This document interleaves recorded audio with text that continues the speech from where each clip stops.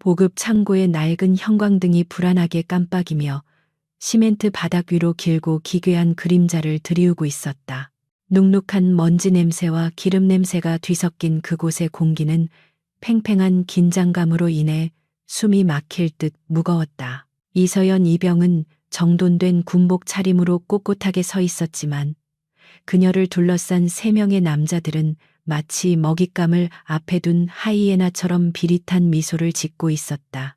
그들의 중심에는 삼소대의 최중사가 있었는데 그는 평소에도 약한 병사들을 괴롭히며 자신의 뒤틀린 권위를 확인받는 것을 즐기는 인물로 악명이 높았다. 그는 입에 물고 있던 담배를 바닥에 뱉으며 군화발로 지시겼고 그 소리는 적막한 창고 안에 섬뜩한 파열음을 남겼다.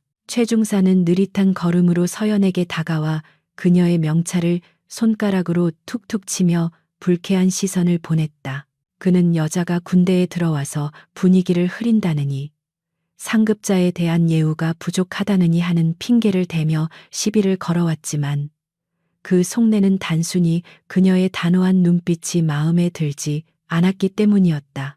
서연은 그의 도발에도 불구하고 미동조차 하지 않은 채 정면을 응시하며 감정을 억누르고 있었다. 그녀의 눈동자 깊은 곳에는 차가운 이성이 자리 잡고 있었으나 최중사는 그것을 겁에 질린 신병의 얼어붙은 반응이라고 착각했다. 그는 킬킬거리며 옆에 있던 부하들에게 눈짓을 보냈고 그들은 킬킬거리며 포위망을 좁혀오기 시작했다. 서연의 머릿속에서는 순식간에 수십 가지의 제압 방법이 스쳐 지나갔지만 그녀는 주먹을 꽉 쥐는 것으로 대응을 대신했다. 지금 이 자리에서 그들의 팔을 꺾어버리거나 급소를 가격하는 것은 식은 죽 먹기보다 쉬운 일이었으나 그것은 그녀가 이곳에 들어온 목적을 위태롭게 만들 수 있는 행동이었다. 그녀는 평범한 신병으로 위장하여 내부의 부조리를 파악하고 조용히 임무를 수행해야 했기에 자신의 압도적인 전투 능력을 철저히 숨겨야만 했다. 최중사의 손이 그녀의 어깨를 거칠게 밀쳤을 때 서연은 반사적으로 중심을 잡으려다가 의도적으로 몸을 휘청거리며 뒤로 물러섰다. 그녀의 연기는 완벽했지만 상대방의 폭력성은 그녀의 예상보다 훨씬 더 저급하고 야만적이었다. 최중사는 서연이 반항하지 않자 더욱 기고만장해져서 주변에 있던 쇠파이프를 집어들고 위협적으로 휘두르기 시작했다. 그는 단순히 겁을 주려는 의도였을지 모르지만 통제되지 않은 힘과 알코올 냄새가 풍기는 그의 상태는 상황을 위험하게 만들고 있었다. 서연은 날아오는 파이프의 궤적을 정확하게 읽어냈고 본능적으로 피할 수 있었으나 완전히 피한다면 의심을 살 것이 분명했기에 찰나의 순간에 계산을 마쳤다. 그녀는 치명상을 피하는 각도로 몸을 살짝 틀었지만 파이프의 끝부분이 그녀의 이마를 스치고 지나가는 것까지는 허용했다. 찢어지는 듯한 통증과 함께 붉은 선혈이 흘러내려 그녀의 왼쪽 눈을 가렸고 그제야 창고 안의 분위기가 싸늘하게 얼어붙었다. 피를 보자. 당황한 것은 오히려 최중사와 그 패거리들이었는데 그들은 일이 이렇게까지 커질 줄은 몰랐다는 표정으로 서로를 쳐다보았다. 서연은 흐르는 피를 손등으로 무심하게 닦아내며 여전히 흔들림 없는 눈빛으로 그들을 응시했고 그 기이한 침착함이 오히려 가해자들을 공포스럽게 만들었다. 보통의 신병이라면 울음을 터뜨리거나 고통을 호소했겠지만 그녀는 마치 통각이 마비된 사람처럼 혹은 이 정도의 부상은 아무것도 아니라는 듯이 냉정했다. 최중사는 자신의 실수를 덮기 위해 오히려 큰 소리로 욕설을 내뱉으며 이건 훈련의 일환이었고 네가 제대로 피하지 못한 탓이라고 고함을 쳤다. 그러나 그의 목소리는 미세하게 떨리고 있었고 서연은 그 떨림을 놓치지 않았다. 소란스러운 소리를 듣고 달려온 당직 사관이 상황을 목격하고는 얼굴을 찌푸리며 그들을 중대장실로 호출했다.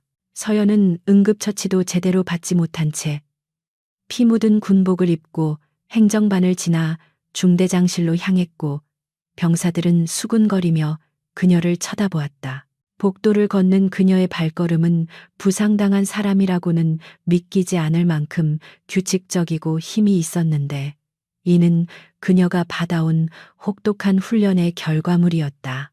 중대장실 앞에 도착한 서연은 심호흡을 한 번 하고 문을 두드렸고, 안에서는 들어오라는 박진호 대위의 짜증 섞인 목소리가 들려왔다. 그녀가 문을 열고 들어갔을 때 박 대위는 서류 더미에 파묻혀 있다가 그녀의 피 묻은 얼굴을 보고 잠시 멈칫했. 박진호 대위는 전형적인 보신주의자로 진급과 실적에만 혈안이 되어 있는 인물이었다. 그는 서연의 상처와 최 중사의 뻔뻔한 표정을 번갈아 보더니 대충 상황을 짐작한 듯 미간을 찌푸리며 한숨을 내쉬었다.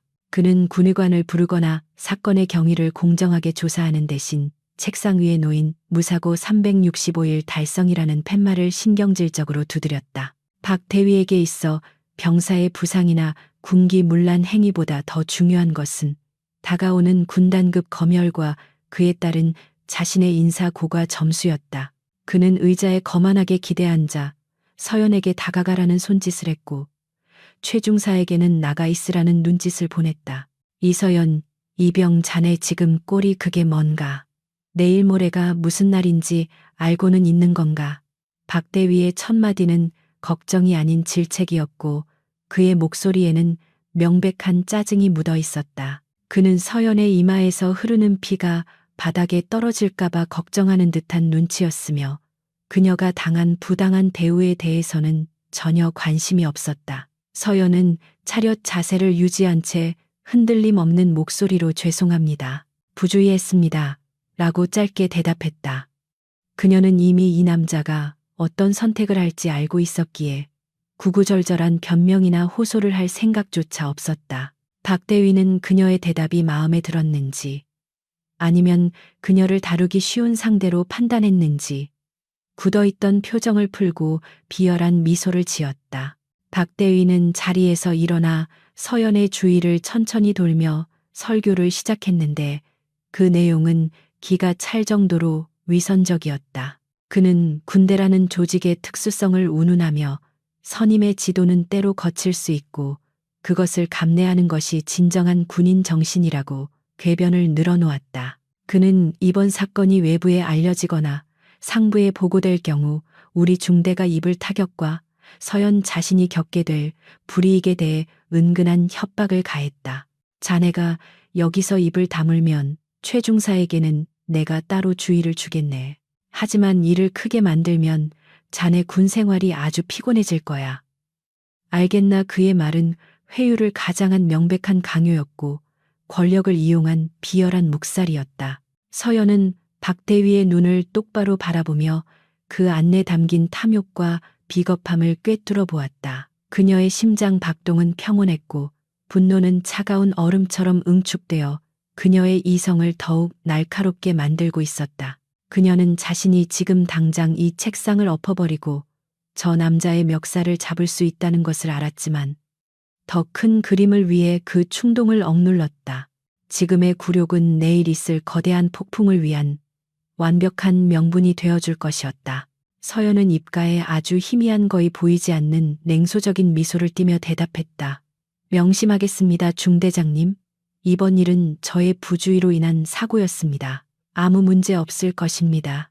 박 대위는 서연의 순종적인 태도에 만족하며 크게 고개를 끄덕였고 자신의 리더십이 통했다고 착각하며 스스로를 대견해 했다. 그는 서연에게 의무대에 가서 대충 치료하고 오라고 지시하며 내일 있을 훈련 준비에 차질이 없도록 하라고 덧붙였다. 서연이 경례를 하고 중대장실을 나설 때까지 그는 단 한 번도 그녀의 상처를 진심으로 걱정하지 않았다. 문이 닫히고 복도로 나온 서연은 그제야 참고 있었던 깊은 숨을 내쉬었다. 차가운 복도의 공기가 뜨거워진 그녀의 상처를 스치고 지나갔지만 그녀가 느끼는 것은 고통이 아니라 다가올 심판에 대한 서늘한 기대감이었다. 의무대에서 간단한 소독과 붕대 처치를 받은 서연은 생활관으로 돌아가지 않고 연병장 구석에 있는 공중전화 부스로 향했다. 밤이 깊어 연병장에는 어둠이 짙게 깔려 있었고 가로등 불빛만이 희미하게 안개를 비추고 있었다. 그녀는 주머니에서 동전을 꺼내 전화기에 넣고 기억 속에 각인된 번호를 망설임 없이 눌렀다.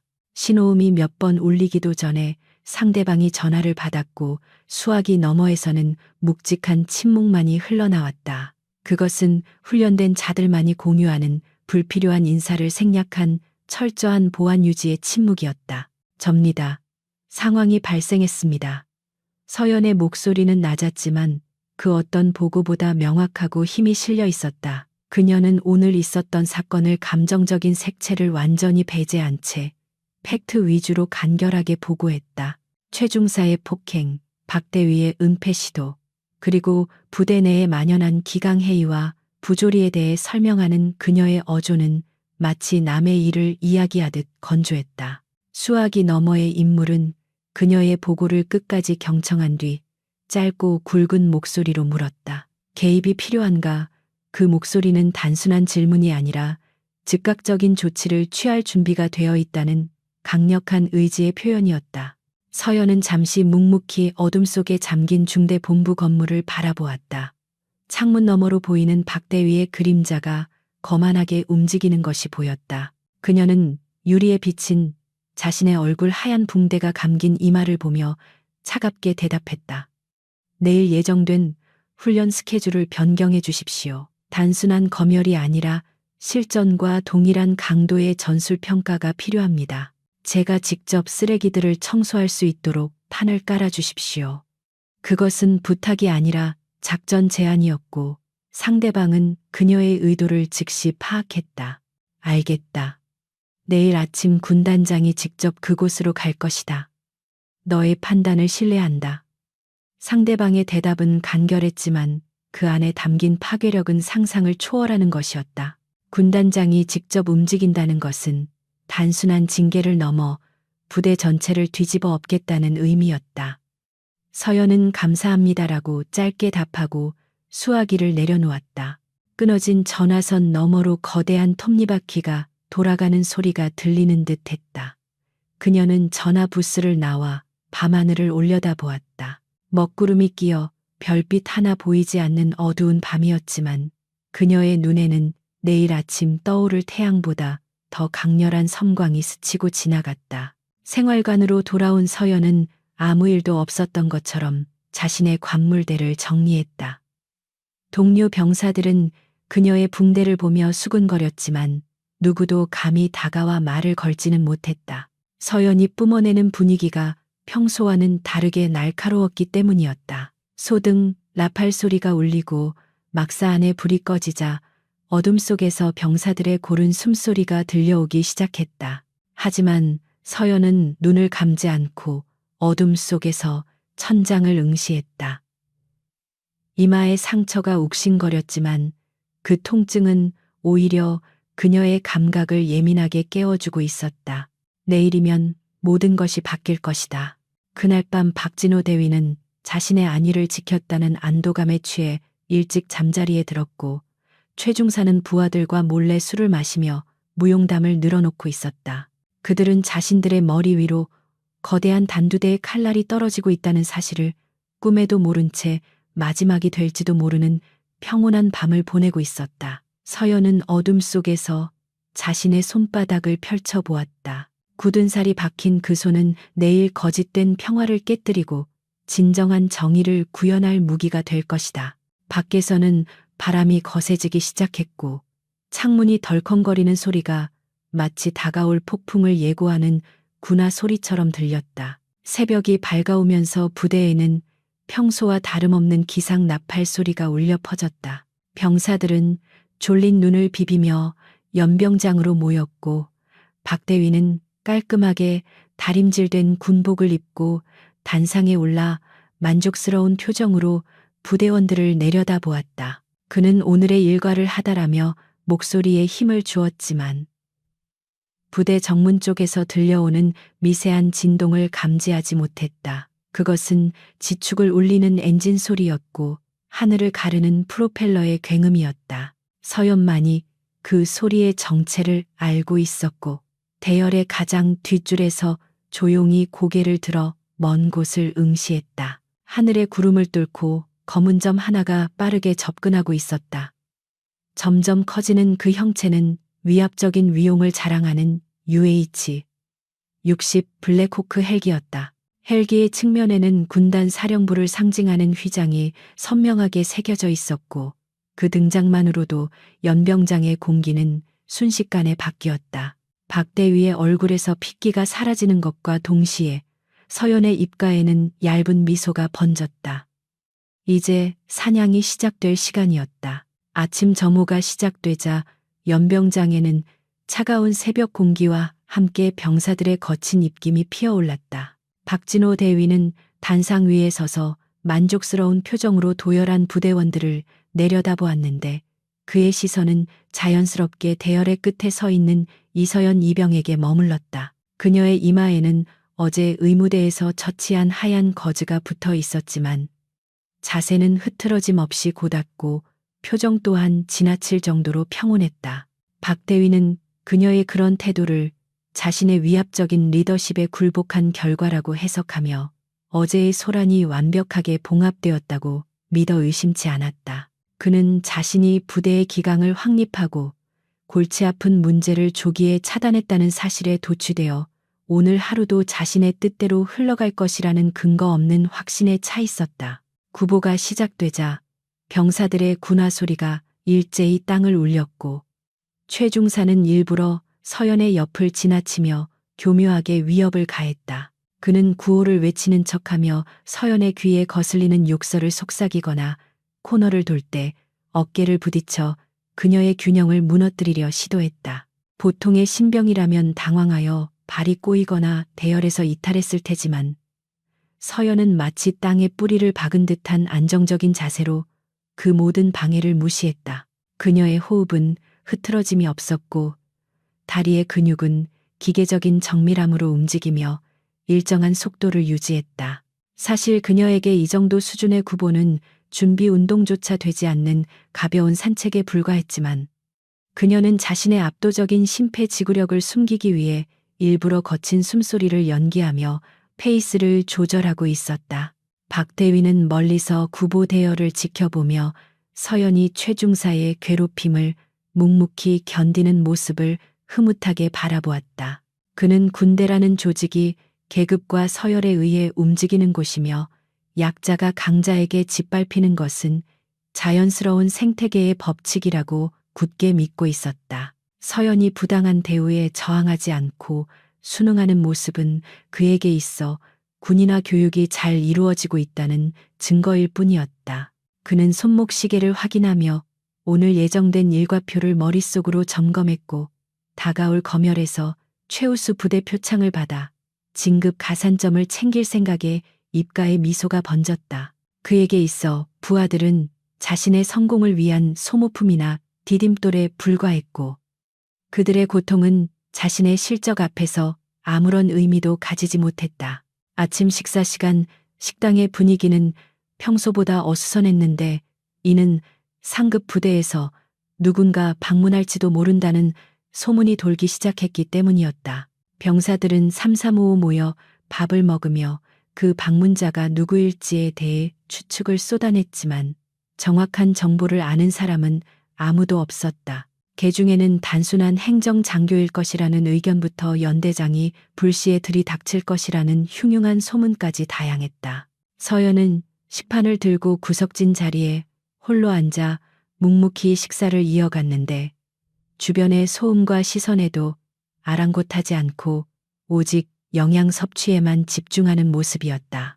그녀는 숟가락을 움직이는 단순한 행위조차 절제된 동작으로 수행했고 그 모습에서 뿜어져 나오는 기이한 고독감은 곁에 있던 병사들을 주눅 들게 만들었다. 최중사는 식당에서도 서연을 가만히 두지 않고 그녀의 식판에 짓깨진 장난을 치려 다가왔다. 그는 국그릇을 엎지르는 실업을 하며 그녀를 놀라게 하려 했지만 서연은 눈 하나 깜짝하지 않고 젓가락으로 반찬을 집어 입으로 가져갔다. 그 순간 서연이 고개를 들어 최중사를 쳐다보았는데 그녀의 눈동자는 마치 심해처처럼 깊고 어두워서 최중사는 순간적으로 등골이 서늘해짐을 느꼈다. 그것은 겁에 질린 사슴의 눈이 아니라 사냥감을 앞에 두고 때를 기다리는 맹수의 눈빛과 닮아 있었다. 최중사는 헛기침을 하며 애써 그 느낌을 지우려 했지만 본능적인 공포심이 가슴 한구석에 찝찝한 앙금처럼 남았다. 오후 일과가 시작되자 박대위는 행정반에서 전화를 받았는데 수화기 너머의 목소리는 다소 긴박하게 상부의 지시사항을 전달했다. 오늘 오후 귀부대의 VIP 방문 예정, 보안 유지 및 만반의 준비 태세 갖출 것이라는 내용이었다. 박대위는 VIP라는 단어에 잠시 긴장했지만 곧이어 그것이 의례적인 정기 검열이나 지역 유지의 방문 정도일 것이라고 제멋대로 판단해버렸다. 그는 부관에게 지시하여 부대 주변 청소와 환경 미화를 강화하라고 명령했고 눈에 보이는 곳만 번지르르하게 닦아놓는 전형적인 보여주기식 준비에 돌입했다. 그는 진짜 위기가 다가오고 있다는 사실을 전혀 감지하지 못한 채 오직 자신의 사무실을 정리하고 다과상을 준비하는 데에만 열을 올렸다. 연병장과 막사 주변에서는 병사들이 빗자루와 걸레를 들고 분주하게 뛰어다니며 박대위의 불호령에 맞춰 청소를 시작했다. 최중사는 작업 감독을 핑계로 그늘에 앉아 담배를 피우며 병사들에게 고함을 질러댔고 특히 서연에게는 가장 더럽고 힘든 구역인 배수로 청소를 맡겼다. 썩은 낙엽과 진흙으로 뒤덮인 배수로는 악취가 진동했지만 서연은 아무런 불평 없이 장갑을 끼고 묵묵히 오물을 퍼냈다.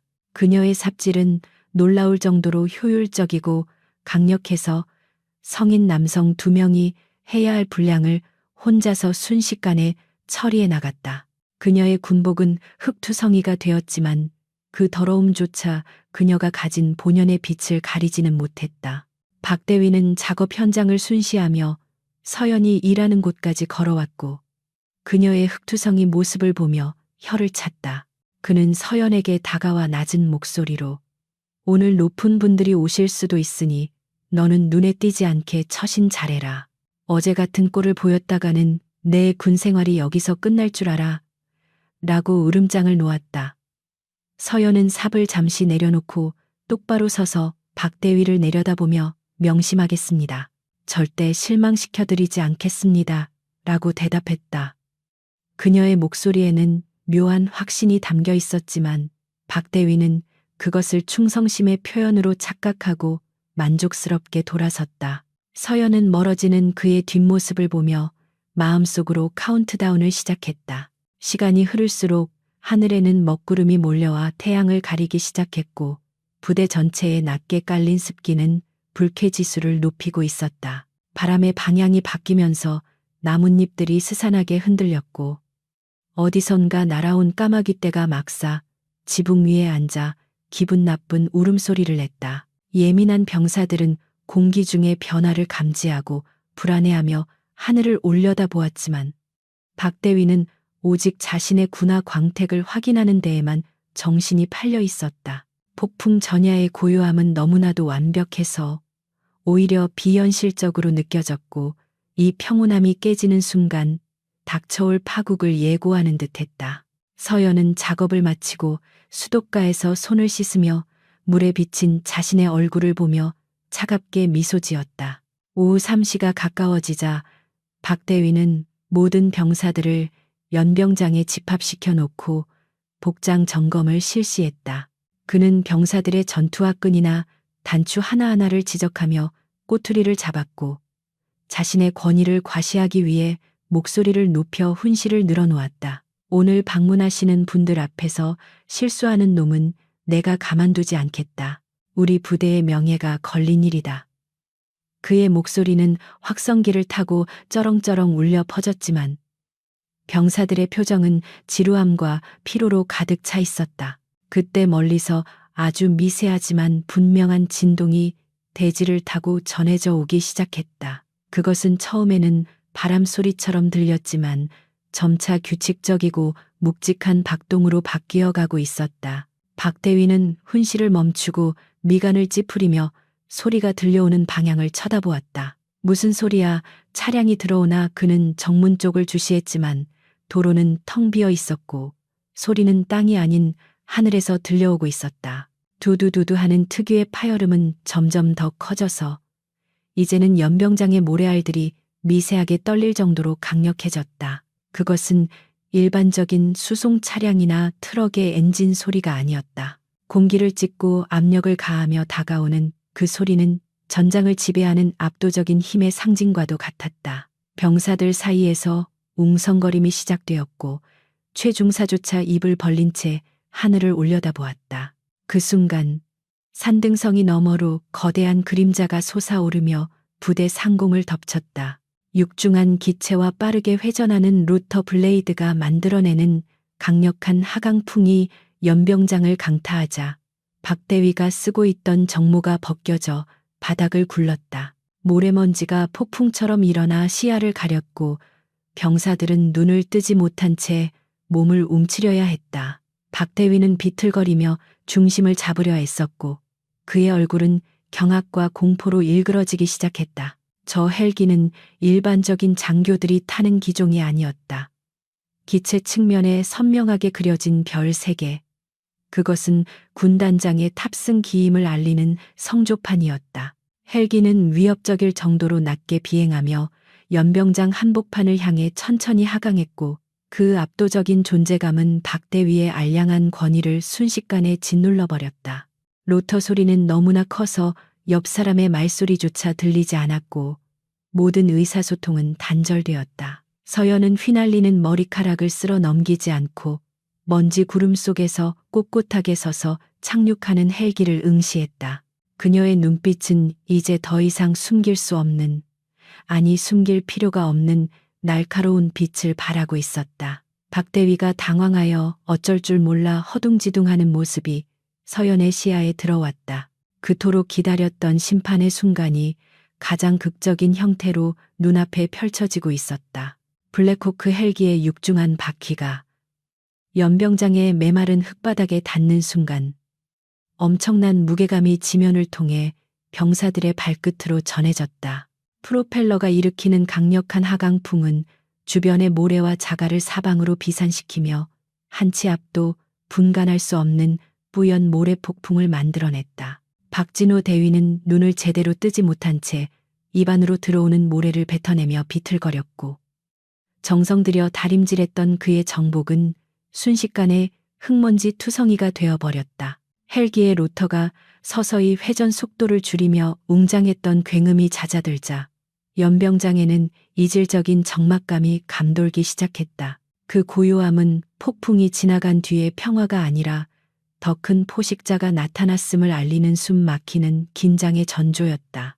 기체의 측면에 열린 문으로 군화한 켤레가 묵직하게 땅을 딛고 내려섰는데 그 동작 하나에서도 범접할 수 없는 위험이 느껴졌다. 강성훈 군단장, 전설적인 전략가이자 군 내부에서조차 두려움의 대상으로 불리는 그가 모습을 드러내자 공기의 흐름이 바뀌었다. 그는 환갑이 가까운 나이에도 불구하고 현역 특수부대원 못지않은 탄탄한 체구를 유지하고 있었으며 베레모 아래로 드러난 눈빛은 맹금류처럼 날카로웠다. 그의 제복 왼쪽 가슴에 달린 수많은 약장들은 그가 거쳐온 전장의 역사를 대변하고 있었고 어깨 위에서 빛나는 별 3개는 이 공간의 모든 권력을 상징하고 있었다. 박대위는 혼비백산하여 군단장 앞으로 달려가 거수경례를 올렸지만 그의 손끝은 미세하게 떨리고 있었고 목소리는 갈라져 나왔다. 충성 중대장 대위 박진호 군단장님의 방문을 영광으로 생각합니다. 그는 최대한 목청을 높여 충성심을 과시하려 했으나 강 군단장은 그의 경례를 바로 받아주지 않았다. 대신 군단장은 천천히 고개를 돌려 흙먼지를 뒤집어 쓴 병사들의 대열과 엉망이 된 연병장 상태를 훑어보았다. 그 차가운 시선이 박대위의 얼굴에 머물렀을 때 박대위는 마치 벌거벗겨진 채 얼음장 위에 서 있는 듯한 수치심과 공포를 동시에 느꼈다. 자네는 손님이 오면 먼지부터 먹이는 게 예의라고 배웠나. 강군단장의 목소리는 크지 않았지만 묵직한 저음이 연병장 전체에 울려 퍼질 정도로 발성이 완벽했다. 박대위는 당황하여 얼굴이 불그락푸르락해졌고 변명거리를 찾기 위해 입술을 달싹였으나 차마 아무 말도 할 수 없었다. 군단장은 박대위의 대답을 기다리지 않고 그를 지나쳐 병사들 앞으로 성큼성큼 걸어갔다.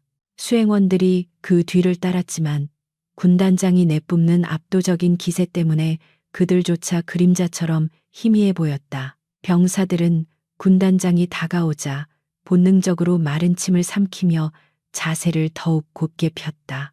강 군단장은 단상 위에 올라 마이크를 잡지 않고 육성으로 부대원들을 향해 말했다. 오늘 나는 너희들의 서류 쪼가리나 보려고 온 것이 아니다. 이 부대가 우리 군단 예하 최정예 전투 부대라는 보고를 받았다.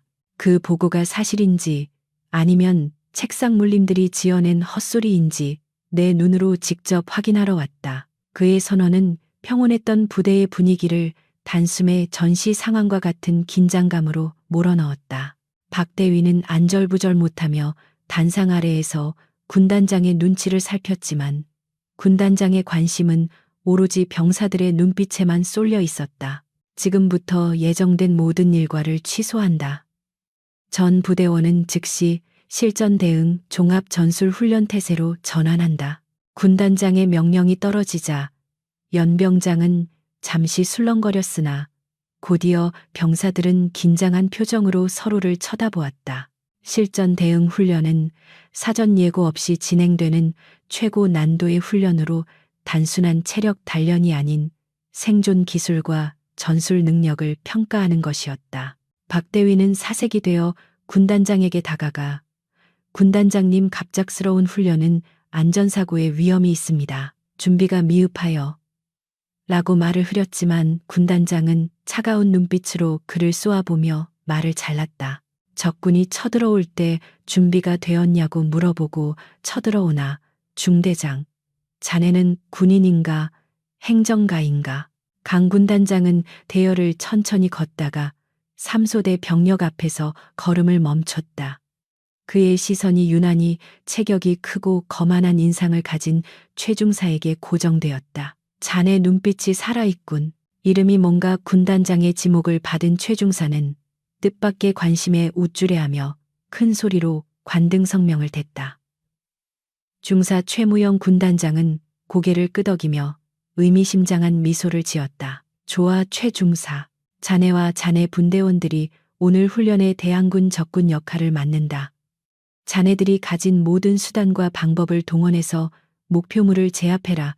봐주는 것은 없다. 최중사는 자신에게 주어진 역할이 공격조라는 사실에 흥분하며 승리를 확신하는 표정을 지었다. 이어 군단장의 시선은 대열의 가장 끝 하얀 붕대를 이마에 감고 있는 이서연 이병에게로 향했다. 그는 잠시 멈칫하는 듯 했으나 이내 표정을 굳히고 그녀를 가리켰다.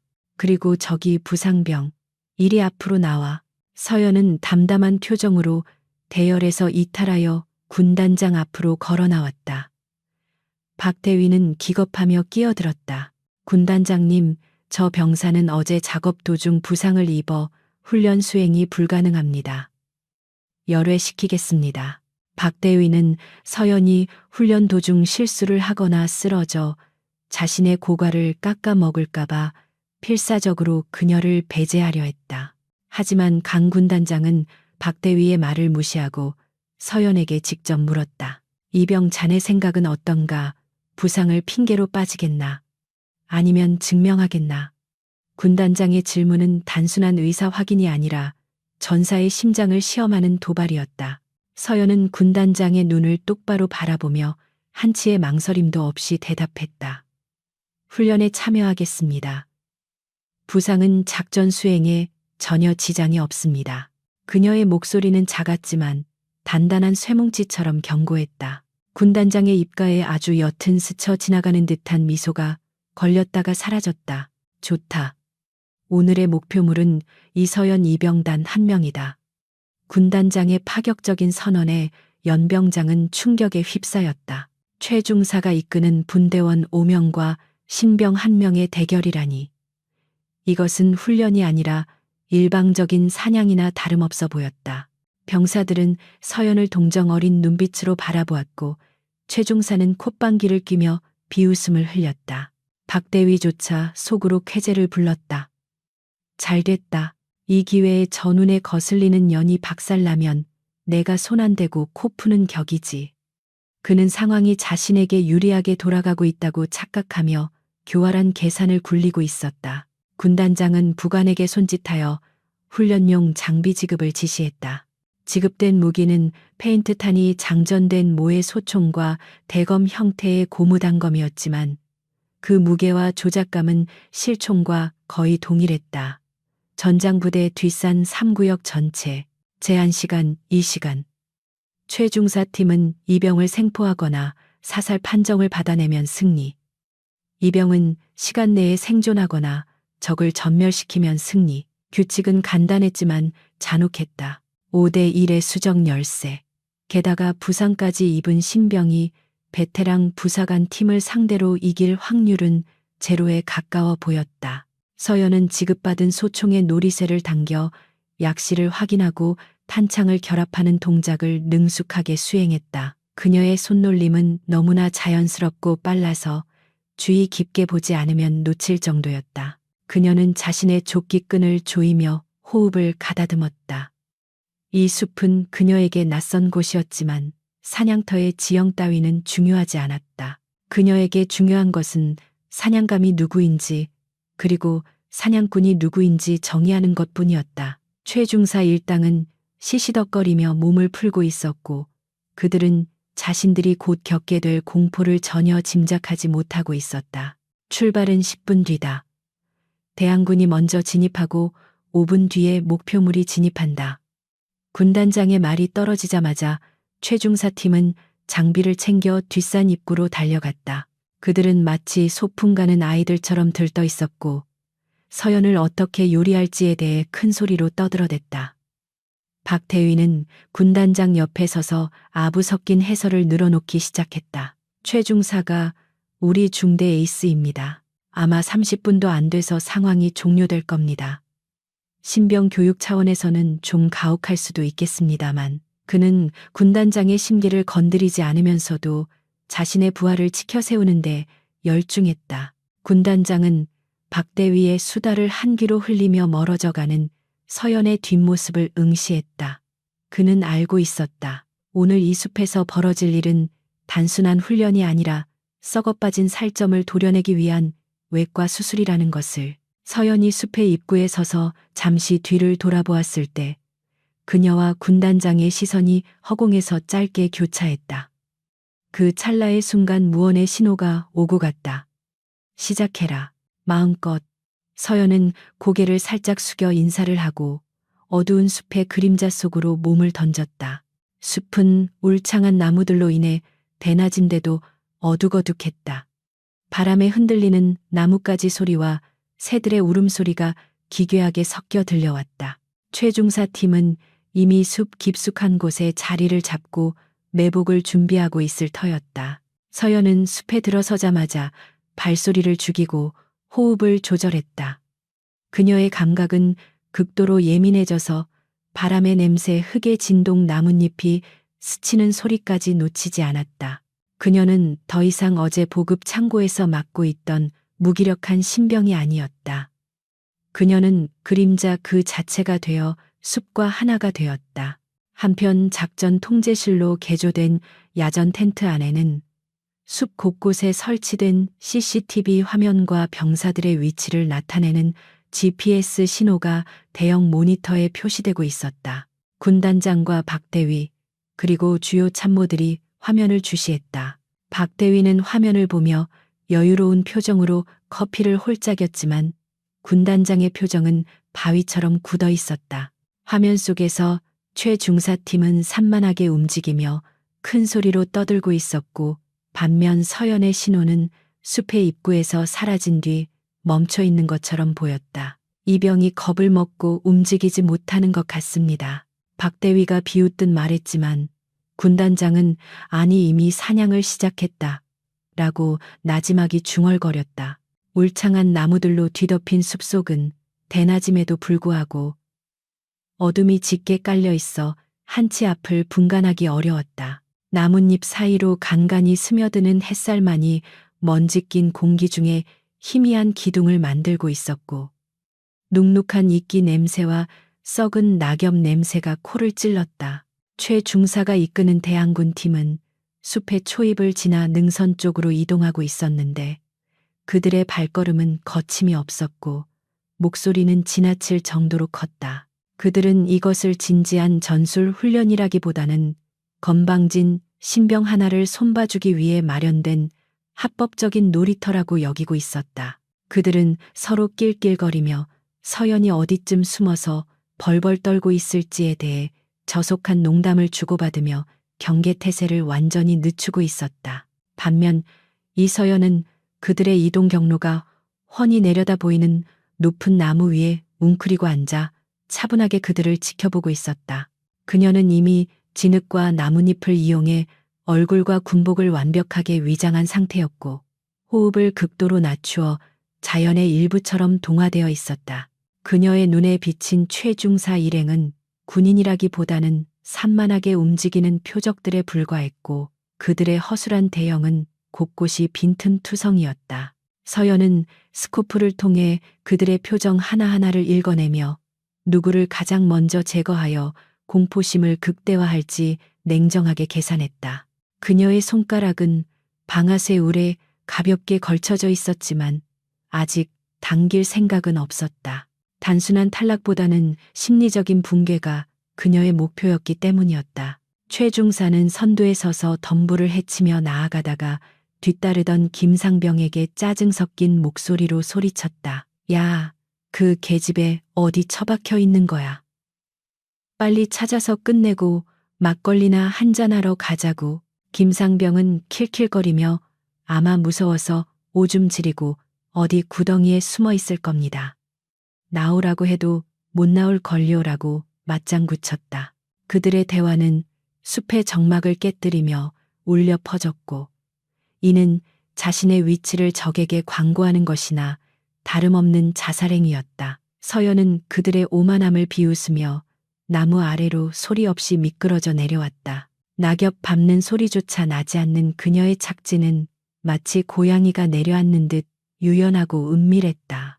서연은 대열의 가장 뒤쪽에서 딴짓을 하며 걷고 있던 박일병을 첫 번째 타깃으로 정했다. 박일병은 대열에서 약간 뒤처져 군화끈을 고쳐 매고 있었는데 동료들과의 거리가 10m 이상 벌어진 상태였다. 서연은 돌 하나를 집어들어 박일병의 반대편 덤불 쪽으로 던졌고, 툭 하는 소리에 박일병이 고개를 돌리는 순간 그림자처럼 그의 뒤로 접근했다. 박일병이 이상한 낌새를 느끼고 고개를 다시 돌리려 했을 때 서연의 팔이 이미 그의 목을 감싸 안고 있었다. 비명조차 지르지 못한 채 박일병은 서연의 악력에 의해 순식간에 기절하여 바닥으로 허물어졌다. 서연은 기절한 박일병의 조끼에 부착된 센서를 사망 상태로 조작하고 그의 몸을 덤불 속에 잘 보이지 않게 숨겨두었다. 그리고는 짐승이 흔적을 지우듯 자신의 발자국을 낙엽으로 덮으며 신속하게 현장을 이탈했다. 앞서가던 최중사 일행은 한참을 더 가다가 문득 뒤가 조용하다는 것을 깨닫고 멈춰섰다. 어이 박일병 뭐하냐 빨리 안 와. 최중사가 소리쳤지만 돌아오는 것은 숲의 스산한 바람 소리뿐이었다. 불길한 예감이 든 최중사가 부하들에게 눈짓을 했고, 그들은 왔던 길을 되돌아가며 박일병을 찾기 시작했다. 박일병을 발견한 것은 김상병이었다. 그는 덤불 속에 쓰러져 있는 박일병을 보고 기겁하며 소리쳤다. 중사님, 여기 박일병이 쓰러져 있습니다. 최중사가 달려와 박일병의 상태를 확인했을 때 그의 센서에는 붉은 불빛이 들어와 사망을 알리고 있었다. 페인트 탄 자국은 어디에도 없었고 단순히 제압당해 기절한 상태였다. 최중사의 얼굴이 일그러지며 욕설이 터져 나왔다. 이 미친년이 감히 뒤통수를 쳐. 하지만 그의 분노 뒤편에는 설명할 수 없는 서늘한 공포가 자리 잡기 시작했다. 총 한 방 쏘지 않고 사람 하나를 소리 소문 없이 처리했다는 것은 상대가 보통 내기가 아니라는 증거였다.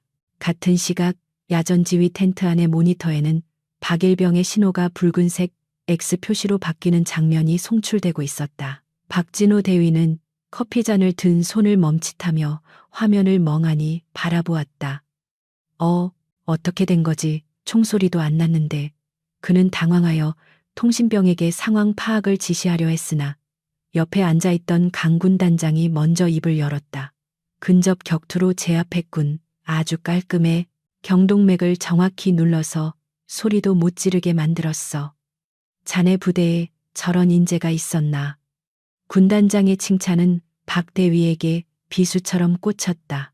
그는 자신이 괴롭히던 신병이 사실은 괴물 같은 실력자였다는 사실을 인정하기 싫어 식은땀만 흘렸다. 숲속의 상황은 급변하기 시작했다.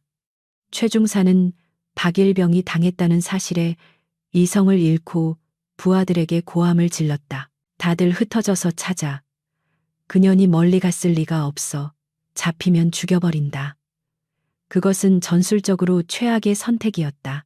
보이지 않는 적을 상대로 병력을 분산시키는 것은 각계격파 당하기 딱 좋은 먹잇감이 되는 꼴이었다. 서연은 나무 뒤에 숨어 그들의 무전 내용을 도청하며 차가운 미소를 지었다. 그녀는 사냥터의 지형을 완벽하게 숙지하고 있었고 이제 흥분해서 날뛰는 멧돼지들을 하나씩 덫으로 유인하기만 하면 되었다. 그녀는 일부러 나뭇가지를 밟아 소리를 내며 그들을 유인했다. 좌측으로 수색을 나선 정상병과 이일병은 긴장감에 휩싸여 서로의 등에 기대어 이동하고 있었다. 바스락거리는 소리가 들릴 때마다 그들은 깜짝 놀라 총구를 이리저리 돌려댔지만 보이는 것은 흔들리는 나뭇가지뿐이었다. 공포심은 그들의 판단력을 흐리게 만들었고 체력은 급격히 소모되고 있었다. 그때 정상병의 눈앞에서 갑자기 밧줄이 튀어올라 그의 발목을 채갔다. 서연이 미리 설치해둔 덩굴 덫이었다. 정상병이 비명을 지르며 거꾸로 매달리자 당황한 이 일병은 허공을 향해 무차별적으로 페인트탄을 난사하기 시작했다. 타타타탕 총성이 숲을 울렸지만 서연은 이미 그들의 사각지대에 있었다. 이 일병이 탄창을 갈기 위해 잠시 멈춘 순간 서연이 덤불 속에서 튀어나와 그의 명치를 가격했다. 이 일병이 숨을 헐떡이며 주저앉자 서연은 가볍게 그의 소총을 빼앗아 매달려 있는 정상병과 쓰러진 이 일병의 가슴에 정확히 한 발씩 페인트탄을 박아 넣었다. 노란색 페인트가 그들의 군복에 번지며 두 번째, 세 번째 탈락자가 발생했다. 서연은 그들에게 고생하셨습니다. 라고 나직하게 속삭인 뒤 다시 어둠 속으로 사라졌다. 순식간에 벌어진 일이었다. 총소리를 듣고 최중사와 남은 한 명인 강하사가 현장으로 달려왔을 때는 이미 상황이 종료된 뒤였다. 나무에 거꾸로 매달려 신음하는 정상병과 바닥에 널브러진 이 일병을 보며 최중사는 할 말을 잃었다. 이제 남은 것은 자신과 강하사단 2명뿐이었다. 5대1의 압도적인 우위는 순식간에 사라졌고 숲은 이제 사방이 적으로 가득 찬 죽음의 미로처럼 느껴졌다. 강하사는 겁에 질린 목소리로 중사님, 이거 뭔가 잘못된 것 같습니다. 제 정체가 뭡니까? 귀신 아닙니까? 라고 중얼거렸다. 최중사는 애써 침착한 척하며 강하사의 뒤통수를 때렸다. 닥쳐, 신병 나부랭이가 운이 좋았을 뿐이야. 하지만 최중사의 손도 미세하게 떨리고 있었다. 그는 자신이 건드려서는 안 될 존재를 건드렸다는 것을 직감적으로 깨닫기 시작했다. 어제 창고에서 봤던 그 눈빛 맞으면서도 전혀 흔들리지 않았던 그 눈동자가 떠올라 등골이 오싹해졌다. 그는 소총을 꽉 쥐며 주변을 두리번거렸지만 숲은 고요하기만 했다. 서연은 그들을 공격하는 대신 심리적인 압박을 가하기 시작했다. 어디선가 휘파람 소리가 들려왔다. 익숙한 군가였지만 지금 이 상황에서는 장송곡처럼 들렸다. 소리는 왼쪽에서 들리는가 싶더니 오른쪽에서 들려왔고 그들의 신경을 긁어대며 공포를 극대화했다. 지휘 텐트 안의 분위기는 침통함을 넘어 경악으로 바뀌어 있었다. 박대위는 이제 자리에 앉아있지도 못하고 모니터 앞을 서성거렸다. 말도 안 돼. 저게 가능한가? 특수부대원도 아니고. 그는 믿을 수 없다는 듯 중얼거렸지만 화면 속의 결과는 냉혹했다. 강군 단장은 팔짱을 낀 채 흥미로운 표정으로 화면을 응시하며 참모장에게 물었다. 이병의 인사 기록 카드 가져와. 입대 전 경력이 누락되었거나 조작되었는지 확인해 봐야겠어. 저건 훈련소에서 배울 수 있는 움직임이 아니야. 군 단장은 이미 서연의 가치를 알아보았고 이번 훈련이 단순한 징계가 아니라 옥석을 가려내는 과정임을 확신하고 있었다. 숲속에서 강하사는 극도의 공포를 이기지 못하고 나와 나오라고 미친년아라고 소리치며 허공에 총을 쏘아댔다. 탄환이 바닥나자 그는 패닉 상태에 빠져 주저앉았고 최중사는 그를 발로 차며 일으켜 세우려 했다. 바로 그 순간 그들의 머리 위 나뭇가지에서 무언가가 툭 떨어졌다. 그것은 빈 탄창이었다. 최중사가 놀라 위를 쳐다보는 순간 서연이 위에서 덮치듯 뛰어내렸다. 그녀의 군화발이 강하사의 어깨를 짓눌렀고 강하사는 비명 한 번 제대로 지르지 못하고 바닥에 처박혔다. 서연은 착지와 동시에 앞구르기를 하며 최중사와의 거리를 좁혔다. 최중사가 황급히 총구를 돌렸지만 서연의 손이 더 빨랐다. 그녀는 최중사의 총신을 잡고 비틀어 밀쳐내며 그의 턱에 정확한 니킥을 꽂아 넣었다. 억하는 소리와 함께 최중사가 뒤로 넘어졌다. 그는 입안이 터져 피맛을 느끼며 고개를 들었다. 그의 눈앞에는 서연이 서 있었다. 위장 크림으로 얼룩진 그녀의 얼굴은 표정이 없었고 소총의 총구는 정확하게 최중사의 미간을 겨누고 있었다. 게임 오버입니다, 중사님. 서연의 목소리는 차가웠지만 그 안에는 억눌린 분노 대신 완벽한 승리자의 여유가 담겨 있었다. 최중사는 덜덜 떨리는 손으로 바닥을 짚으며 뒤로 물러나려 했지만 등 뒤는 거친 나무 기둥뿐이었다. 그는 이제야 깨달았다. 자신이 어제 짓밟았던 것은 연약한 꽃이 아니라 잠자고 있던 맹수의 꼬리였다는 것을. 서연은 방아쇠를 당기는 대신 총을 내리고 주머니에서 무언가를 꺼냈다.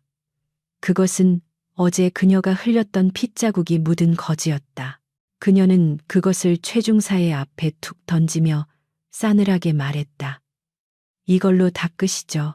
피가 많이 나시는 것 같습니다. 최중사는 수치심과 공포로 얼굴이 붉게 달아올랐지만 감히 그녀에게 달려들 생각조차 하지 못했다. 압도적인 실력 차이, 그리고 살기에 가까운 기백이 그를 완전히 제압하고 있었다. 서연은 천천히 뒤로 물러나며 무전기를 켰다. 상황실 여기는 올빼미, 적군 전멸, 작전 완료.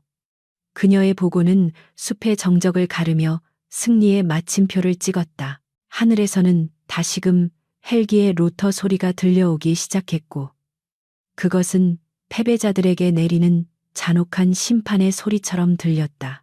지휘 통제실의 스피커를 통해 흘러나온 이서연 이병의 차분한 목소리는 폭탄 선언과도 같았으며 그 짧은 보고가 끝난 뒤 천막 안에는 무거운 침묵만이 감돌았다. 박진호 대위는 자신의 귀를 의심하며 멍한 표정으로 무전기를 바라보았는데 그의 입은 반쯤 벌어진 채 다물어질 줄 몰랐고 동공은 심하게 흔들리고 있었다. 최중사팀이 그것도 부대 내에서 체력과 전술 능력이 가장 뛰어나다고 자부하던 인원들이 고작 입대 3개월 차의 신병 한 명에게 전멸당했다는 사실은 그의 상식으로는 도저히 받아들일 수 없는 결과였다. 그는 이것이 훈련 상황이라는 것도 잊은 채 마치 악몽을 꾸고 있는 사람처럼 식은땀을 흘리며 현실을 부정하려 했었다. 강성훈 군단장은 천천히 의자에서 일어나 뒷짐을 진 채 메인 모니터 앞으로 걸어갔고 그의 얼굴에는 묘한 만족감과 함께 서늘한 분노가 공존하고 있었다. 화면 속에는 숲속에 널브러진 최중사와 그의 분대원들이 굴욕적인 자세로 앉아 있거나 누워있는 모습이 선명하게 비치고 있었는데 그들의 표정은 하나같이 넋이 나간 상태였다. 군단장은 화면을 가리키며 박대위에게 나지막이 물었다. 자네가 말한 에이스가 저 모양인가? 아니면 저 신병이 괴물인 건가? 그의 질문은 박대위의 폐부를 찌르는 날카로운 비수였고 박대위는 아무런 대답도 하지 못한 채 고개를 숙여야만 했다. 박대위는 필사적으로 머리를 굴려 이 상황을 타개할 핑계를 찾기 시작했는데 그의 머릿속은 이미 공포와 당혹감으로 뒤엉켜 정상적인 사고가 불가능한 상태였다. 그는 억지로 목소리를 짜내어 군단장님 이건 뭔가 잘못되었습니다. 신병이 훈련 룰을 어겼거나 비겁한 수를 쓴 게 분명합니다. 통신 오류일 수도 있고 라며 횡설수설했다. 그러나 그의 변명은 너무나도 구차하고 설득력이 없어서 듣고 있던 참모들조차 고개를 돌리며 혀를 찼다. 박대위는 자신의 권위가 바닥으로 떨어지는 소리를 들으며 어떻게든 서연을 깎아내려야만 자신이 살 수 있다는 비열한 생각에 사로잡혔다. 군단장은 박대위의 말이 끝나기도 전에 책상을 쾅 하고 내리치며 호통을 쳤는데 그 소리가 어찌나 컸던지 천막 전체가 울릴 정도였다. 닥쳐라 내 눈으로 똑똑히 봤다. 저 병사는 단 한 번의 반칙도 없이 오직 전술과 실력만으로 자네 부하들을 제압했다. 패배를 인정하지 못하고 부하에게 책임을 전가하는 게 자네가 말한 지휘관의 자세인가. 군단장의 분노는 단순한 질책을 넘어 박대위의 자질 자체를 부정하는 것이었으며 그 자리에 있던 모든 간부들은 얼어붙은 채 숨소리조차 내지 못했다. 박대위는 다리에 힘이 풀려 주저앉을 뻔했지만 간신히 책상을 붙잡고 버텼다. 숲속에서는 훈련 종료를 알리는 신호탄이 발사되었고 의무병들과 통제관들이 현장 수습을 위해 투입되었다. 최중사는 바닥에 주저앉은 채 멍하니 허공을 응시하고 있었는데 그의 자존심은 산산조각이 났고 영혼마저 털린 듯한 모습이었다. 그는 자신이 신병에게 그것도 여군에게 완벽하게 농락당하고 제압당했다는 사실을 도저히 믿을 수 없었지만 욱신거리는 턱과 온몸에 묻은 페인트 자국은 부정할 수 없는 현실이었다. 부하들 역시 충격에서 헤어나오지 못한 채 서로의 눈치를 보며 침묵하고 있었고 숲속은 패배자들의 비참한 한숨 소리로 가득 찼다. 서연은 멀리서 다가오는 의무병들에게 가볍게 손을 들어 위치를 알린 뒤 자신의 소총을 안전 검사하고 탄창을 분리하는 마무리 동작을 수행했다. 그녀의 모습은 방금 치열한 전투를 치른 사람이라고는 믿기지 않을 만큼 차분하고 정돈되어 있었으며 호흡조차 흐트러짐이 없었다. 그녀는 쓰러져 있는 최중사에게 다가가 손을 내밀지 않고 냉정한 어조로 말했다. 일어나십시오. 군단장님이 기다리십니다. 그 말은 최중사에게 있어 그 어떤 욕설보다 더 굴욕적으로 들렸지만 그는 거역할 힘이 없어 비틀거리는 다리로 힘겹게 몸을 일으켰다. 부대로 복귀하는 길 서연을 선두로 하여 최중사 팀이 그 뒤를 따르는 행렬은 마치 포로를 호송하는 개선 장군의 행진과도 같았다. 서연은 고개를 꼿꼿이 들고 당당하게 걸었지만 뒤따르는 5명의 남자들은 고개를 푹 숙인 채 땅만 보고 걷는 처량한 신세가 되었다. 숲을 빠져나와 연병장으로 들어서자 대기하고 있던 전 부대원들의 시선이 그들에게 쏠렸다. 병사들은 눈앞에 펼쳐진 믿기 힘든 광경에 웅성거리기 시작했고 특히 평소 최중사에게 괴롭힘을 당했던 병사들의 눈에는 경이로움과 통쾌함이 서려 있었다. 연병장에 도착한 서연은 군단장이 서 있는 단상 앞으로 걸어가 절도 있는 동작으로 거수경례를 올렸다. 충성 이병 이서연 작전 완료하고 복귀했습니다.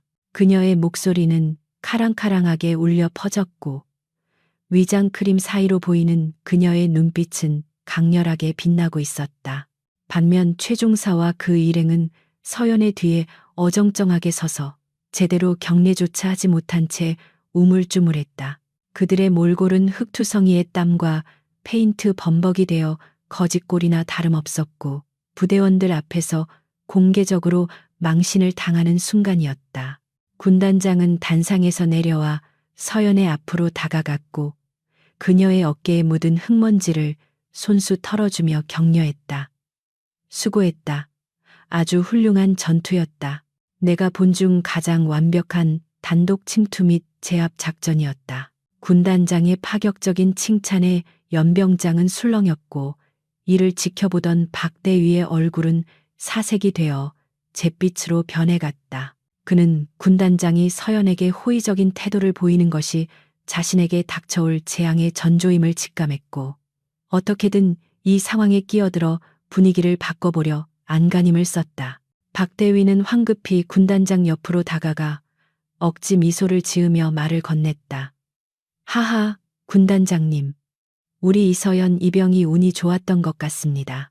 그리고 최중사가 후임이라 봐주면서 하느라 실력을 다 발휘하지 못한 점도 감안해 주십시오. 그의 말은 서연의 공로를 깎아내리고 최중사를 감싸려는 얄팍한 수작이었지만 오히려 군단장의 화를 돋우는 꼴이 되었다.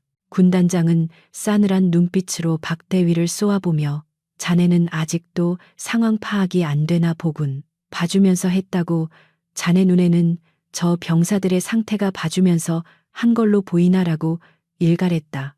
군단장은 최중사 앞으로 걸어가 그의 턱을 들어 올리며 물었다. 자네 봐주면서 했나? 신병이 불쌍해서 일부러 져준 건가? 최중사는 군단장의 압도적인 기세에 눌려 덜덜 떨며 아무 말도 하지 못했다.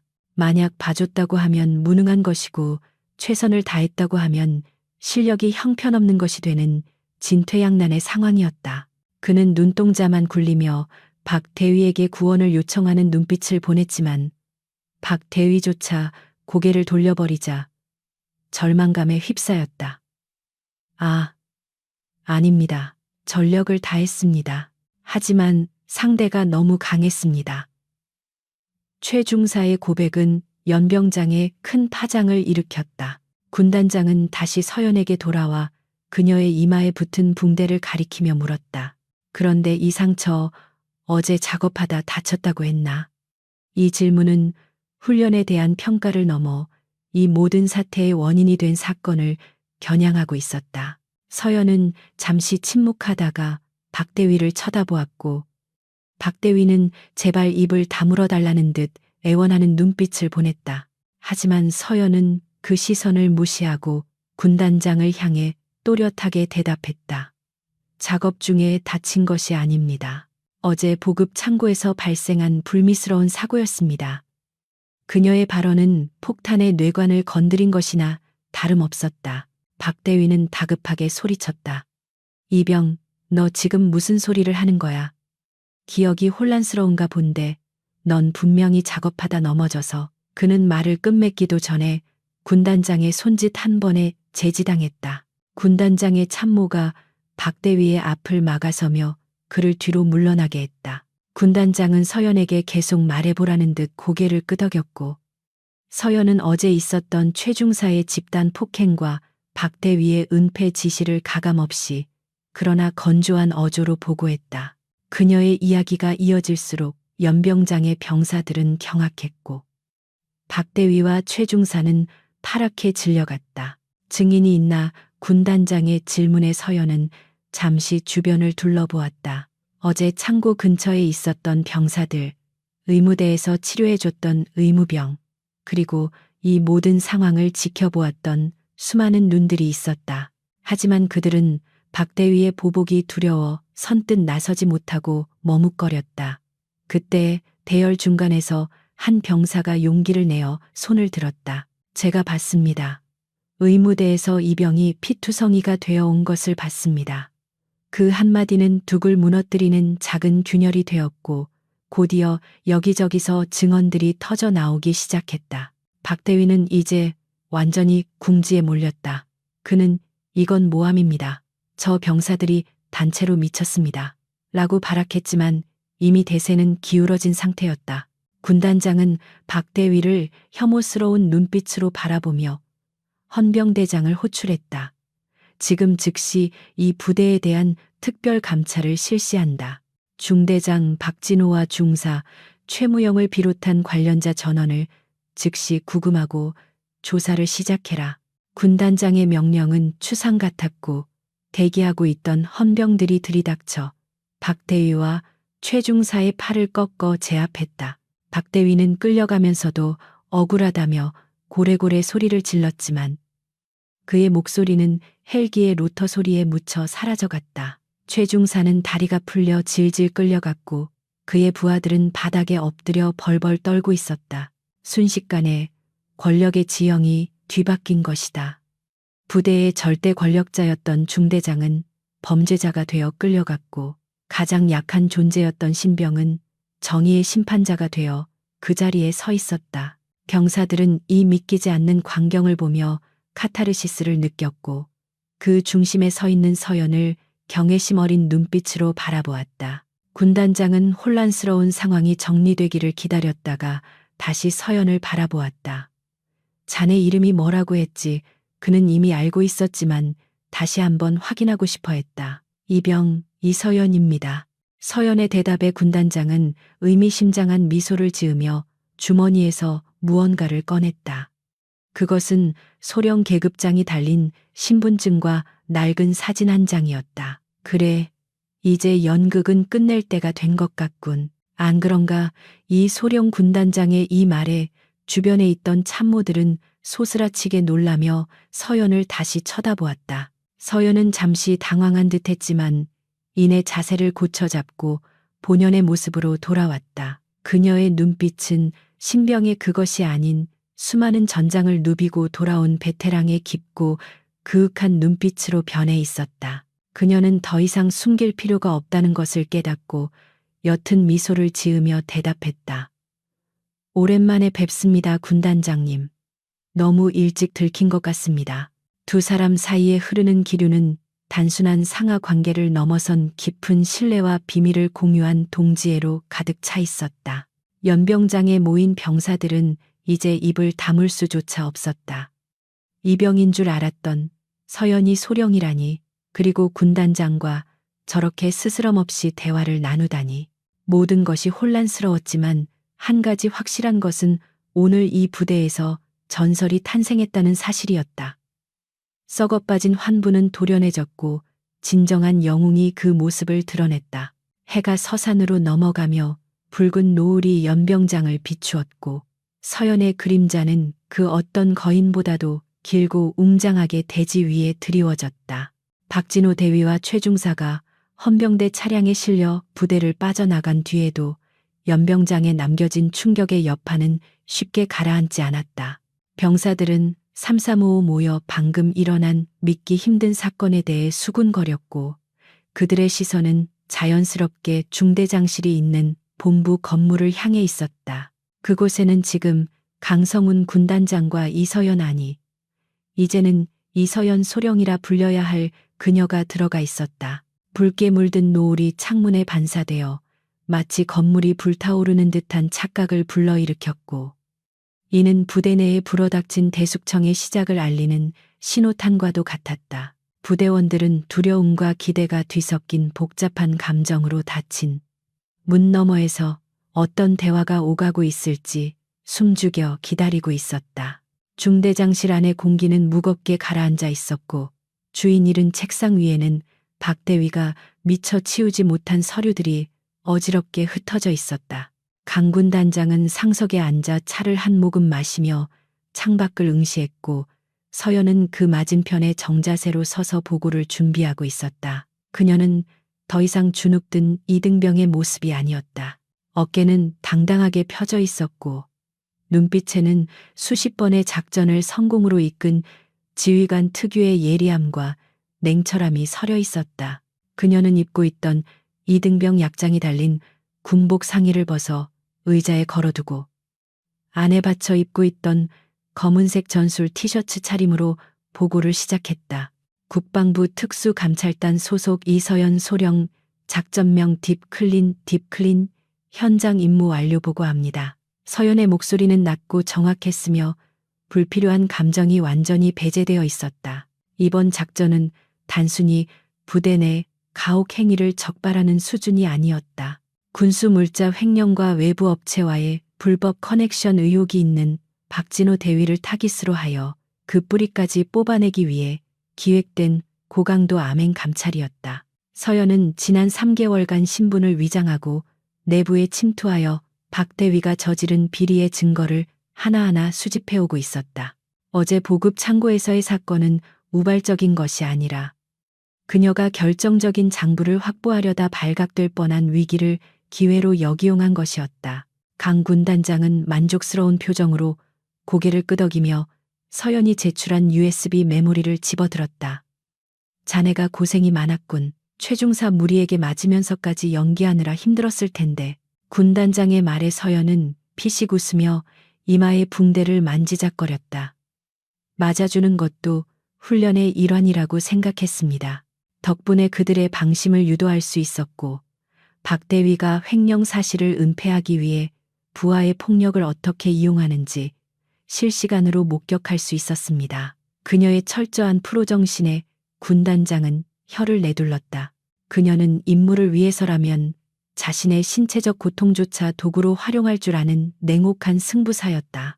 같은 시각 호송 차량 안에서 박진호 대위는 반쯤 넋이 나간 상태로 수갑찬 손을 내려다보고 있었다. 그는 자신이 단순히 부하 관리 소홀이나 가혹행위 방조 정도로 징계를 받을 것이라 생각하며 머릿속으로 변호사 선임 비용을 계산하고 있었다. 그러나 조사관이 그에게 건넨 첫 마디는 그의 희망사항을 산산조각냈다. 박진호 대위 군용 유류 불법 유출 및 장비 매각 혐의에 대한 증거가 확보되었습니다. 이서연 소령이 지난 3개월간 당신의 모든 통화 내용과 장부 거래 내역을 확보했다는 사실을 알려드립니다. 박 대위의 얼굴은 하얗게 질렸고 그는 자신이 건드린 신병이 저승사자였다는 사실을 뒤늦게 깨닫고 절망의 나락으로 떨어졌다. 최중사의 상황은 더욱 비참했는데 그는 자신이 폭행했던 이등병이 사실은 자신보다 훨씬 높은 계급의 장교였다는 사실에 공포를 넘어선 패닉 상태에 빠져 있었다. 그는 조사실에 끌려가자마자 무릎을 꿇고 살려달라고 빌었으나 헌병들은 차가운 눈으로 그를 의자에 앉혔다. 상관 모독 하극상 집단 폭행 그리고 군수품 절도 방조. 네가 감옥에서 썩어야 할 이유는 차고 넘친다. 조사관의 싸늘한 일침에 최중사는 오줌을 지리며 흐느꼈다. 그가 휘둘렀던 얄팍한 권력은 신기루처럼 사라졌고 남은 것은 차가운 쇠창살과 평생을 따라다닐 전과자의 낙인뿐이었다. 다시 중대장실 서연은 서랍 깊숙한 곳에 숨겨져 있던 이중 장부를 찾아내어 군단장 앞에 펼쳐 보였다. 그 안에는 빼돌린 기름의 양과 뒷돈을 받은 날짜 금액이 상세하게 적혀 있었는데 그 규모는 실로 엄청난 것이었다. 박 대위는 병사들의 복지를 위해 써야 할 예산까지 착복하여 자신의 유흥비로 탕진하고 있었던 것이다. 쓰레기 같은 놈, 군복을 입을 자격도 없는 놈이 지휘관 행세를 하고 있었군. 군단장은 분노를 감추지 못하고 주먹을 꽉 쥐었다. 서연은 차분하게 덧붙였다. 이 장부에는 연대급 상급자 몇 명의 이름도 거론되어 있습니다. 이번 기회에 라인을 전부 걷어내야 합니다.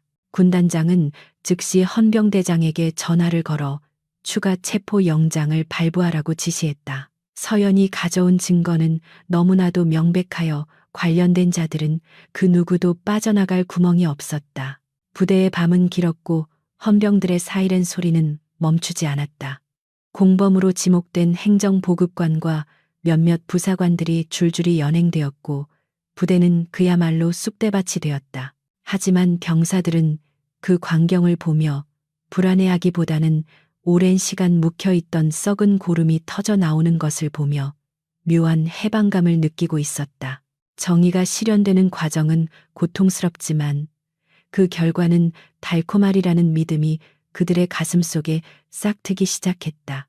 서연은 조사가 진행되는 동안 잠시 밖으로 나와 밤공기를 쐬었다. 그녀는 익숙한 동작으로 담배를 한 대 꺼내 물려다가 아직 부대 내에 남아있는 병사들의 시선을 의식하고 도로 집어넣었다. 그녀는 이제 더 이상 숨어있는 스파이가 아니었지만 그렇다고 해서 함부로 행동할 생각은 없었다. 그때 어둠 속에서 누군가 머뭇거리며 그녀에게 다가왔다. 낮에 용기를 내어 증언을 했던 바로 그 병사였다. 그는 서연을 보고 흠칫 놀라 경례를 해야 할지 말아야 할지 당황해하고 있었다. 서연은 부드러운 미소를 지으며 먼저 말을 건넸다. 편하게 해. 아직은 내가 이소령이 아니라 그냥 네 동기였던 이서연이라고 생각해도 좋아. 병사는 서연의 소탈한 태도에 안도하며 조심스럽게 입을 열었다. 정말로 소령님이십니까? 저희는 꿈에도 몰랐습니다. 서연은 씁쓸한 표정으로 고개를 끄덕였다. 미안하다. 너희를 속일 생각은 없었지만 임무 특성상 어쩔 수 없었어. 그리고 오늘 네 용기 덕분에 일이 훨씬 수월하게 풀렸다. 고맙다. 서연의 진심 어린 칭찬에 병사는 얼굴을 붉히며 고개를 숙였다. 아닙니다. 저는 그저 소령님이 보여주신 모습에 용기를 얻었을 뿐입니다. 서연은 그 병사의 어깨를 두드려주며 생각했다.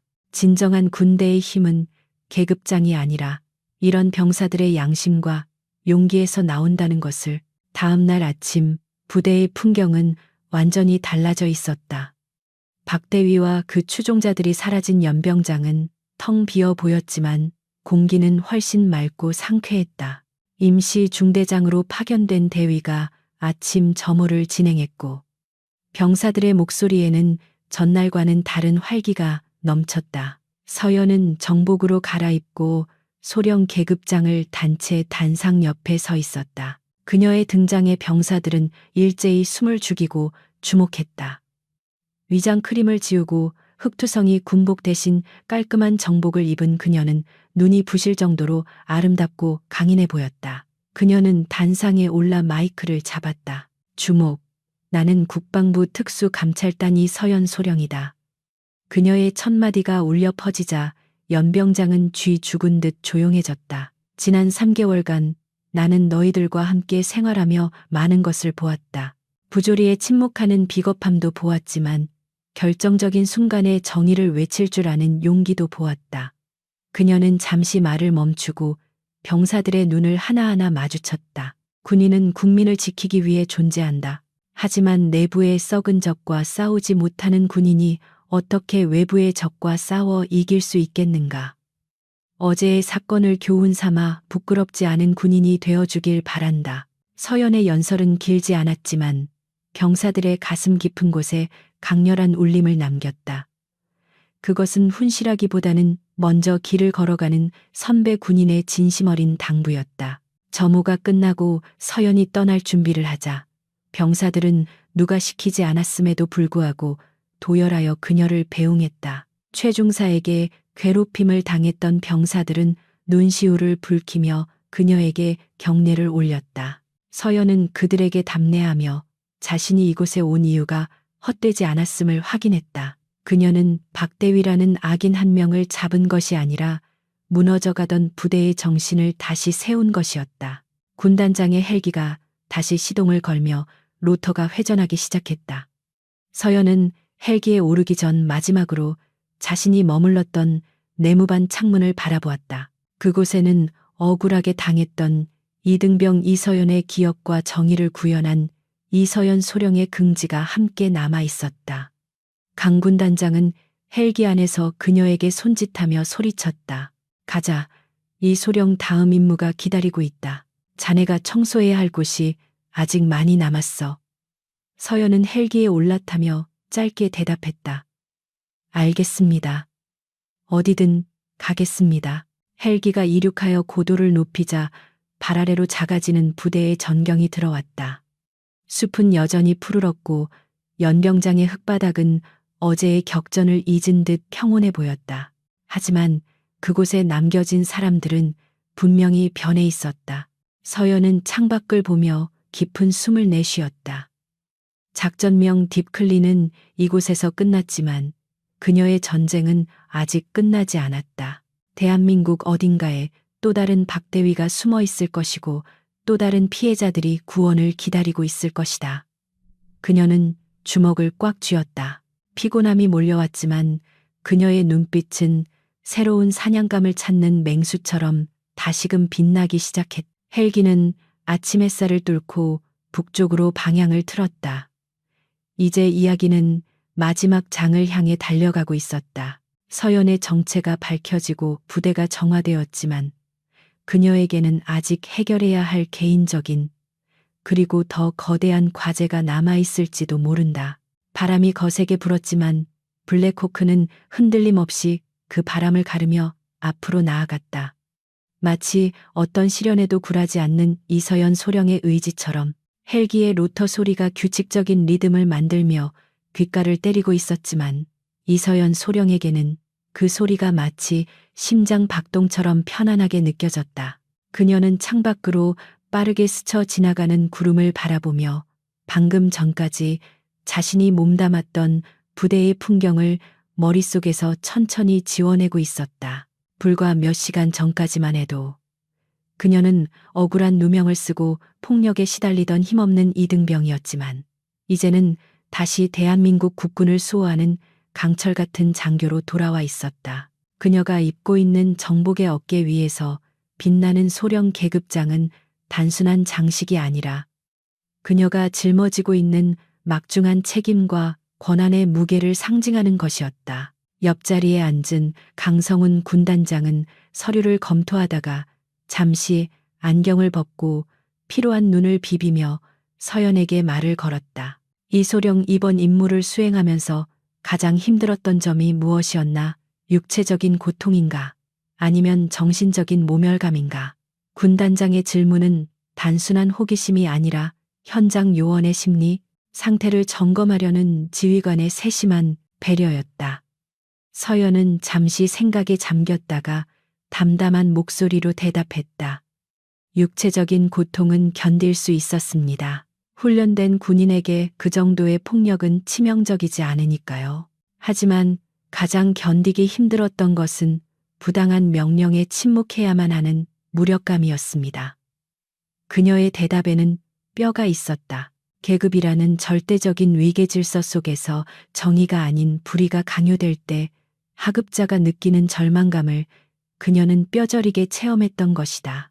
강 군단장은 고개를 끄덕이며 깊은 한숨을 내쉬었다. 그것이 바로 내가 자네를 그곳에 보낸 진짜 이유일세. 위에서 내려다보는 시선으로는 절대 볼 수 없는 바닥의 진실을 자네가 직접 보고 느끼길 바랐지. 그는 창밖 먼 곳을 응시하며 씁쓸하게 웃었다. 나 같은 장성들은 보고서에 적힌 숫자와 결과만으로 세상을 판단하기 쉽네. 하지만 진짜 문제는 숫자가 아닌 병사들의 눈빛 속에 숨어 있는 법이야. 자네가 찾아낸 그 의중 장부보다 더 값진 것은 짓밟힌 병사들의 자존심을 다시 세워준 것이네. 군단장의 말은 서연의 가슴 깊은 곳을 울렸고 그녀는 자신이 선택한 이 험난한 길이 결코 틀리지 않았음을 다시 한번 확신하게 되었다. 헬기는 어느새 서울 상공에 진입했고 멀리 국방부 청사의 거대한 위용이 드러나기 시작했다. 도심의 빌딩 숲 사이로 내려앉는 헬기 안에서 서연은 온매무새를 다시 한번 단정히 했다. 이제 그녀는 현장 요원의 거친 피부를 벗어던지고 냉철한 전략가이자 행정가의 가면을 다시 써야 할 시간이었다. 헬기장에 착륙하자마자 대기하고 있던 검은 세단들이 줄지어 다가왔고 수행원들이 달려와 문을 열었다. 서연은 헬기에서 내려 익숙한 공기를 들이마셨다. 매연과 소음이 뒤섞인 도시의 냄새였지만 그것은 그녀에게 있어 또 다른 전장의 냄새와도 같았다. 그녀는 군단장과 함께 차에 올라타며 다음 스케줄을 머릿속으로 정리했다. 국방부 대회실에는 이미 합동참모본부의 고위 장성들과 감찰단 주요 간부들이 모여 이번 사건의 브리핑을 기다리고 있었다. 서연이 회의실 문을 열고 들어서자 좌중의 시선이 일제히 그녀에게 쏠렸다. 그녀는 단상에 올라 준비된 프레젠테이션 자료를 화면에 띄웠다. 화면에는 박진호 대위의 비리 증거들과 그와 연결된 상부라인의 명단이 붉은색 실선으로 적나라하게 표시되어 있었다. 보고자 이서연 소령, 작전명 딥클린의 최종 결과를 보고 드리겠습니다.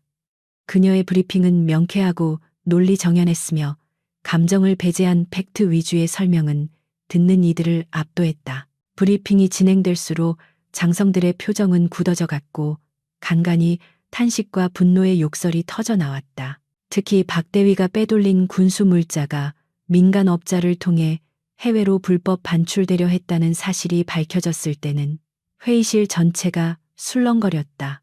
이것은 단순한 생계형 비리가 아니라 국가 안보에 구멍을 낼 수도 있었던 중대한 범죄 행위였다.